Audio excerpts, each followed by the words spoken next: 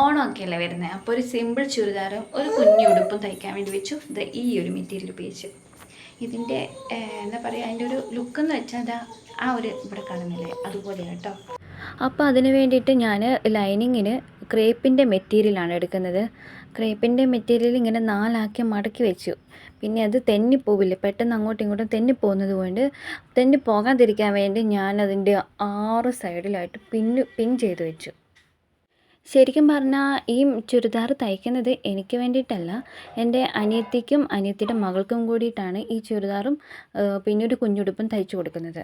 ഇവിടെ മാർക്ക് ചെയ്യാനായിട്ട് ഞാൻ ചോക്ക് എന്നല്ല എടുത്തിരിക്കുന്നത്, ഹീറ്റ് ഇറേസിബിൾ പെന്നില്ലേ, ഈ ചൂട് തട്ടുമ്പോൾ മാഞ്ഞു പോകുന്ന പെൻ, ആ പേന കൊണ്ടാണ് ഞാൻ മാർക്ക് ചെയ്യുന്നത്.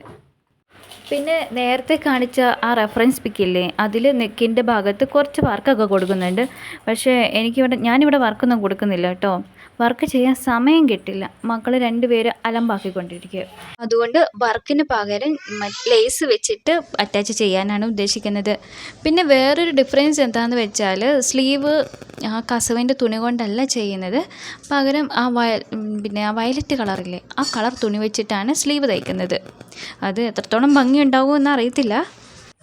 മാർക്ക് ചെയ്തതെല്ലാം കട്ട് ചെയ്തെടുത്ത് മെയിൻ ക്ലോത്തിൽ വെച്ചിട്ട് മെയിൻ ക്ലോത്ത് കട്ട് ചെയ്തെടുത്തു.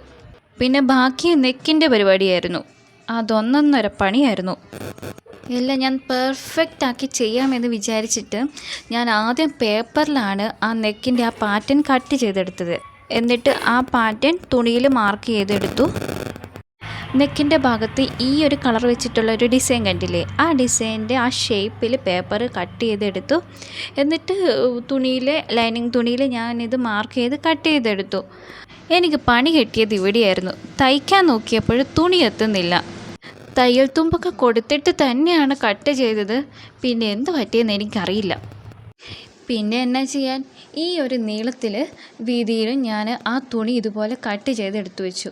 എന്നിട്ട് ബാക്ക് പാർട്ടിലേക്ക് ഈ ഒരു തുണി വെച്ചിട്ട് അതിൻ്റെ മേലെ ഫ്രണ്ട് പാർട്ട് എടുത്ത് വെച്ചിട്ട് ഇതുപോലെ ബാക്ക് പാർട്ട് ഫ്രണ്ട് പാർട്ടും ഒപ്പത്തിന് വെച്ചു. എന്നിട്ട് എന്ത് ചെയ്തെന്നോ, ആ നെക്കിൻ്റെ ആ ഭാഗം പിന്നി വെച്ചിട്ട് അറ്റാച്ച് ചെയ്ത് വെച്ച് ആ ഒരു ഷേപ്പിൽ കിട്ടാൻ വേണ്ടിയിട്ട്. എന്നിട്ട് തയ്ച്ചെടുത്തു.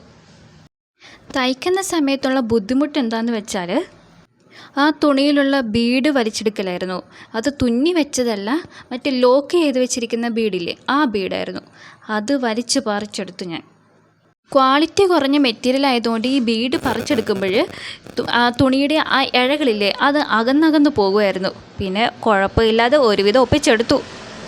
ഇത് കണ്ടിന്യൂസ് ആയിട്ട് സ്റ്റിച്ച് ചെയ്തതൊന്നുമല്ല കേട്ടോ. അതിൻ്റെ ഇടയ്ക്ക് എൻ്റെ മകൾ എന്നെ വിളിച്ചെണിപ്പിച്ചുകൊണ്ട് പോകും. അവൾക്ക് എവിടെയെങ്കിലുമൊക്കെ പോകണം. വീട്ടിലിങ്ങനെ അടങ്ങിയിരിക്കാൻ അവൾക്ക് ഒട്ടും ഇഷ്ടമല്ല. വണ്ടി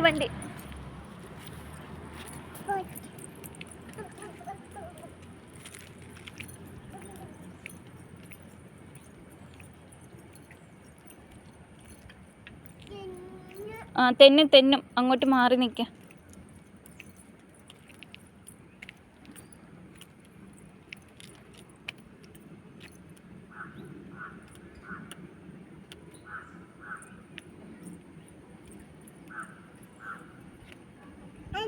അവിടെ ഇരുന്നോ കൊച്ചവിടെ ഇരുന്നോ.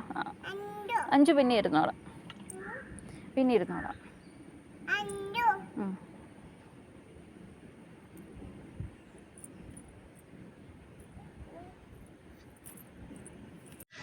അങ്ങനെ ഒരുവിധം ഞാനത് തയ്ച്ച് ഇട്ട് നോക്കിയതാണ്.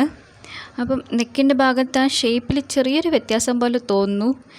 സ്ലീവിൽ ഞാൻ ഇതുപോലൊരു കസവ് കൂടി കൊടുത്തിട്ടുണ്ട്. അത് എങ്ങനെയുണ്ടെന്ന് അറിയില്ല, അവളോട് അഭിപ്രായം ചോദിക്കണം. ചിഞ്ചു വന്ന് ഇട്ട് നോക്കി, അവൾക്കിഷ്ടമായി എന്ന് പറഞ്ഞു. പിന്നെ അവൾക്ക് കൈക്ക് ആ കസവ് കൊടുത്തത് ഇഷ്ടമായില്ല, അതുകൊണ്ട് അവൾ മടക്കി വെച്ചിരിക്കുക. ഞാൻ യൂട്യൂബിലിടൂ എന്ന് പറഞ്ഞപ്പോഴേക്കും അവൾ മുടിയൊക്കെ അഴിച്ചിട്ടു. എങ്ങനെയുണ്ട്, നിങ്ങൾക്ക് ഇഷ്ടമായോ? അഭിപ്രായം ഒന്ന് കമൻറ്റ് ചെയ്യണേ.